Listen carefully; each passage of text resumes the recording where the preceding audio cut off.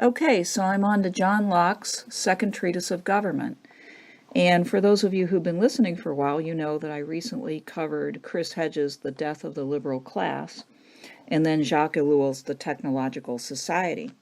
And I won't say much more about them, but I will say that both of these authors, in their own way, leveled a strong critique against the results of classical liberalism and capitalism.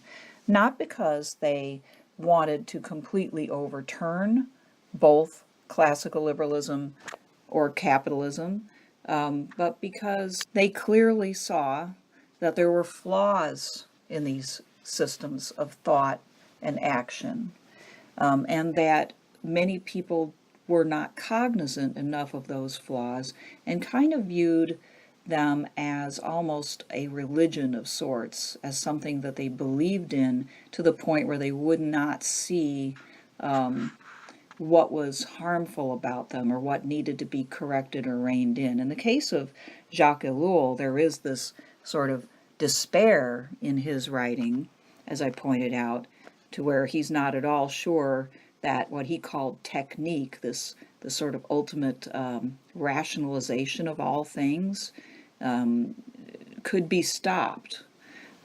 Chris Hedges was more hopeful and was making an appeal that people more or less bring human will to bear upon their economic decisions, their work decisions, on their decisions as citizens relative to their government and all of that. And I think that ultimately that's where Ellul falls too. As I said in the last video, there's hope in the fact that Ellul even wrote the book, and I think he's hoping that people will, again, humanize what is around them, so that not everything is a transaction, not everything is conditioned by the commercial environment or by the media or by the propaganda from a variety of sources, and we become free again to make the system of government and the economy work for us instead of the other way around. So that being said, why Locke? Well, not long ago, Francis Fukuyama wrote a book called The End of History and the Last Man, and even though Fukuyama has since then walked back from some of the ideas in that book, the book represents a way of thinking that became very popular with the collapse of communism in the former Soviet Union and Eastern Europe, where the idea was that liberal democracy and capitalism were the best systems of government and economy. The two went together, and that actually the more capitalistic a country became, the more democratic it would also become, and that in both cases this would make this expansion of democracy and capitalism would make people freer, better off economically, and happier as a result. But we've seen more recently that there's a variety of criticisms being leveled at classical liberal and capitalist ideas from a lot of different sources. And Hedges and Ellul are just two, but classical liberal ideas are currently under scrutiny from sources as varied as anarchists, socialists, communitarians, a certain type of conservative, and of course now the new right or identitarian movement, which is becoming popular in the United States as the alt-right, and in Europe more the identitarian movement. So I think that it's time for us to look at the core ideas of classical liberalism again to help us put this current controversy about this system into focus and to realize why it is that people are questioning the goodness and the usefulness of classical liberalism and capitalism. And by doing that, maybe that can help us assess whether also the various critiques have any valid vision to offer by contrast. So there's a real reason for studying good old Locke. Now, Locke is the father, you might say, of classical liberalism.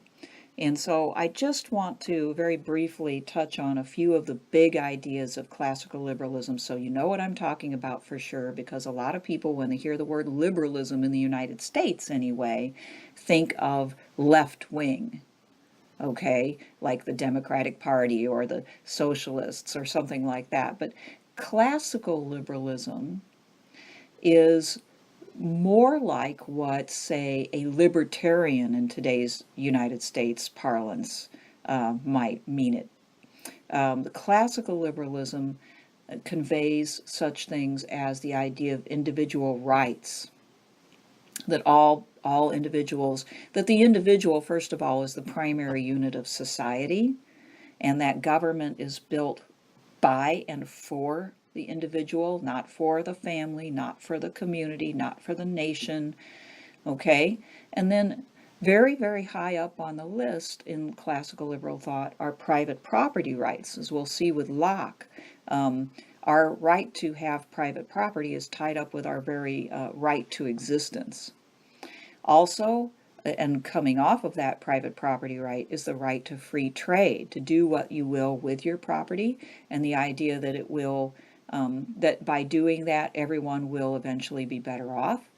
But also in classical liberalism, we have some familiar rights such as the freedom of worship, the freedom of speech and press, the right to due process, the right to bear arms, and finally, the right to revolution. So all of these items appear in their classic format in John Locke's Second Treatise of Government. Stepping back a bit, why Locke? Well, by examining Locke, we learn something about the influence of the Enlightenment generally. And again, there's a lot of criticism going on, both in intellectual circles and in popular circles, about Enlightenment thought more generally, whether it is true that human reason is so powerful or primary in the human experience, for instance, or whether people can more or less think their way out of all problems ultimately with science. Concretely, Locke's ideas reflected what happened in England's Glorious Revolution and directly influenced the American founding. So his ideas have huge impact in history, and then they have legs moving forward for sure. I wanted to say a few words about some of the influences in my own thought about Locke, which will be coming out in these talks. I have a variety of influences, but among them, these were the ones that stood out to me as I was thinking about what I would say. Edmund Burke, who is the father of classical conservatism, whose response to the French Revolution came out in this classic work, Reflections on the Revolution in France. His idea of incremental and careful conservatism that wants to preserve the society and the delicate social fabric and not just the individual is an important influence on my thought. Leo Strauss's many works and his critique of modern political thought in contrast with ancient political thought and the idea of ancient virtue or excellence as opposed to modern bourgeois virtue has had a strong influence on my thought. I'm also an admirer of Hans Morgenthal's realism. In fact, I've just gotten done reading rereading a book by Morgenthau called Scientific Man versus Power Politics, in which he develops a pretty strong criticism of Enlightenment rationalism. I've also done a lot of work on Carl Jung's political thought. Carl Jung was a psychologist who had this notion, among many others, that political ideologies were like secular religions. And Charles Taylor is a contemporary Canadian scholar whose work, A Secular Age, has had a big impact on me. A Secular Age shows how Protestantism and moving forward from the Protestant Reformation changed the way people think so much that it drives the spirit or the religious impulse underground. And he makes a point similar to Jung that impulse tends to come out in political ideologies as a sort of secular faith. Amitai Etzioni is perhaps the father of modern communitarianism, and I've been influenced by communitarianism, and also Wendell Berry, who is I would classify him as a communitarian as well, and an advocate of agrarianism. So I wanted to lay that out there because from time to time, as I provide my own analysis, you will see that I'll be explaining Locke's ideas, but I'll also be providing some critiques and ways of seeing some chinks in the armor of the liberal system, because I think that's going to be useful for assessing its worthiness now. And so these various thinkers have given me a perspective that allows me to do that. Before moving on, we have to acknowledge that in the background of Locke's thought is Thomas Hobbes, who was the father of social contract theory. And you see his dates there. He was maybe a generation before Locke. He provides us with ideas that Locke takes on and transforms. Thomas Hobbes was an advocate of absolute sovereignty ultimately, but he wanted to develop a support for absolute sovereignty, for absolutism, that was based upon a new foundation, no longer divine right, the idea that God just blessed the king and made it so, but absolute sovereignty based upon the will of the people. And he constructs the ideas of the state of nature, of human beings, individuals with natural rights within that natural state, certain laws of nature, rules of reason that people could know without any intervention, any need to crack a book or listen to a minister, and the idea of the social contract, that individuals could, by their own wills, form a contract with each other to create a sovereign state. So all of that goes on in Hobbes, even though Hobbes advocated ultimately for an absolute monarchy. So liberalism comes out of Hobbes, and so it makes sense that liberalism has more in common with realists than with idealists. Remember, the ancient idealists, or idealists generally, are people who think that there is some better type of person which can emerge, which can develop, that we are made to be morally better than we are, and that if we use our reason well enough, we will, or at least if we use our reason and or our actions well enough, we will be able to become better, and we will create a better governments, and we will, in effect, create a better world. Classical liberalism thinks as a realist would. A realist says, no, people aren't going to change. Human nature is basically self-interested and egoistic, and we have to work with that. We have to create laws and institutions that work with and not against human nature. And so, like the realist, the liberal would agree that government does not need to cure souls or transform character. It needs primarily to keep order, so that people can go about their lives, their private lives, which includes, taking care of their family and making money. Okay, so now I'm going to go into a little bit of background about Locke. So if you know an awful lot about Locke's background, you can probably skip this part, but if not, then I will try to make it short and sweet. And I'm reading from a book called Political Thought, A Guide to the Classics, which is a book I wrote a while ago. So I'm stealing my own ideas. So Locke was a member of the early Enlightenment in Europe. He was born in 1632 at Rington, England, near Bristol, the son of a country lawyer. Locke's father had some influence over his future political views. During the English Civil War, Locke's father sided with the Puritan dissenters who wished to rid England of Charles I and the Church of England, and served as an officer in the Puritan army. Locke's youth coincided with a tumultuous time in England, which saw the capture and beheading of Charles I, the formation of several parliamentary governments, the one-man rule of Puritan Oliver Cromwell, and the eventual restoration of Charles's son, Charles II. Initially, Locke came away from this experience much as Hobbes did. He was an advocate of absolute monarchy as a solution to political and religious dissent. Locke even wrote the 2 tracts of government in defense of absolute monarchy. These books closely followed the reasoning of Hobbes on religious matters, but his father's legacy and future events influenced him more strongly because Locke later became a forceful advocate for parliamentary supremacy and limited government.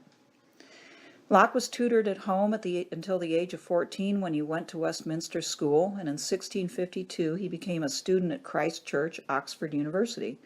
There he studied philosophy and natural science. He also studied medicine, but he never tried to make a living as a medical doctor. He did, however, in 1666, take a position with Lord Ashley, who was to become the first Earl of Shaftesbury, to provide medical advice and to tutor Ashley's son. Shaftesbury was an important member of the Whig Party in England, which was advocating reducing the power of the monarch and increasing that of Parliament. So you can see right there that he got influenced by his employer and the circumstances. As the Earl of Shaftesbury's political stature increased, so did Locke's. When Shaftesbury became Lord Chancellor and King Charles II's closest advisor in 1652, he used his political influence to have Locke appointed Secretary of the Council of Trade and Plantations in 1673. When Shaftesbury lost favor with the king, however, so did Locke. Locke returned to teach at Christ Church and then lived in France from 1675 to 1680 because of ill health. In 1680, he was back in England, once again employed by Shaftesbury. This time, his association with the Earl got him into serious trouble. In 1685, Charles's son, James II, became king. James, a convert to Catholicism, did not impose his religion on England, although he did lift restrictions on the religious freedom of English Catholics and removed a ban on their political appointments. When James's second wife, Mary of Modena, bore him a son, the hopes of many Englishmen that James's Protestant daughters by his first wife would assume the throne were dashed. The English were willing to tolerate a Catholic king, but only for a short time, and only if there were a prospect that the ruler would in due course be and remain a Protestant. They objected to Catholicism not only on religious grounds, but also and more importantly on political grounds. Most English saw their church, the Church of England, as a guarantee against the meddling of a foreign sovereign, the Pope, in their country's political affairs. Shaftesbury was particularly busy conspiring to exclude James from the throne. Because of his association with the Earl, Locke was suspected of plotting against James and followed Shaftesbury to the United Provinces, to an area later known as Holland, and in 1683 to avoid the king's wrath. Shaftesbury died that same year, but Locke began to write numerous political tracts under a false name. He took no chances, denying that he was, in fact, John Locke, even after his name had been removed from a list of plotters wanted for arrest in England. It was during this time that he wrote his politically most influential book, the Second Treatise of Government, the authorship of which he denied his entire life, though he later had no need to deny anything. Change was afoot in England, for in 1688 the Parliament brought about the Glorious Revolution, in which Whigs and Tories alike invited the Protestants, William and Mary, to the throne, in effect denying the direct line of hereditary succession. Although Mary was the daughter of James II and had the right to the throne once the male line died out, her husband, Dutchman William of Orange, had no such right. However, William refused to be treated as his wife's usher and insisted that he be acknowledged as king before he would bring his army to England. Both William and Mary were Protestants. There is some scholarly controversy as to whether the Second Treatise influenced the Revolution or only justified it after the fact. We do know that Locke's ideas, if not his book, were influential. He actually advised the future King William in Holland during his exile. He also had the honor of escorting Mary to England after the Revolution. To be recognized as king and queen, William and Mary were forced to agree to a more limited constitutional monarchy with a Bill of Rights. Parliament emerged more powerful because the monarchs could not raise taxes without the members' consent. Elections to Parliament were to be free, Parliament was to meet frequently, and members were to enjoy the freedom of speech and debate within Parliament. William and Mary also agreed to the Toleration Act. According to this act, most religions were to be tolerated by the government, but not Catholicism and Unitarianism. Atheists were also not tolerated. Locke's subsequent position on toleration came very close to that expressed in the Toleration Act. Locke felt relatively safe returning to England and assumed a role in the government as a commissioner of appeal and advisor to the government on coinage. The times Locke lived through were tumultuous and full of importance, not only for England's future, but also for the future history of all constitutional governments, including that of the United States. The idea of self-governance had been slowly emerging in England from at least the 13th century with the signing of the Magna Carta, the first agreement restricting the powers of monarchy. Locke, however, can rightly be called the father of classical formulation of self-government as a theoretical idea and not just as an accumulation of a series of intermittent contests between monarchs, parliaments, and people. The second treatise, as well as his A Letter Concerning Toleration and other works, influenced the American founders. They improved on Locke with a separation of powers instead of legislative supremacy and institutionalized checks and balances. Okay, so there you have it. I will start up next week with dealing with several chapters in the second treatise, not just one. It's a short work. In each chapter, though, some of them are relatively short as well.